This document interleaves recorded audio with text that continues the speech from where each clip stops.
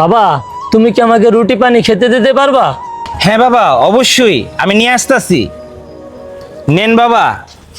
তুমি কি আমাকে প্রত্যেকদিন রুটি পানি দিতে পারবা? ঠিক আছে বাবা। তুই যা করছস ওইটাই আবার তোর কাছে ফেরত আসবে। আমি তার উপকার করলাম, আমাকে একটু ধন্যবাদও জানাইলো না, কি একটা কথা বলে চলে গেল। নেন বাবা। তুই যা করছস সেটাই আবার ফেরত পাবি। আমি তাকে প্রত্যেকদিন রুটি পানি দেই, একদিনও শুকরিয়া আদায় করে না। আরে ছোট ভাই, এই বোতল তোমার কাছে কিভাবে আসছে? বাবা বাবা বাবা, আমি নিঃশ্বাস নিতে পারতেছি না, একটু পানি খাওয়ান। ভাইয়া, আজকে যদি ওই বাবার সাথে দেখা না হইতো তাহলে যে আমার কি হইতো? কি? ওই বাবা প্রত্যেকদিন দুয়ার জায়গায় আমাকে বদদুয়া দেয়, আজকে ওর পানিতে আমি বিষ মিশাই দিব। না, এটা আমি করতে পারি না।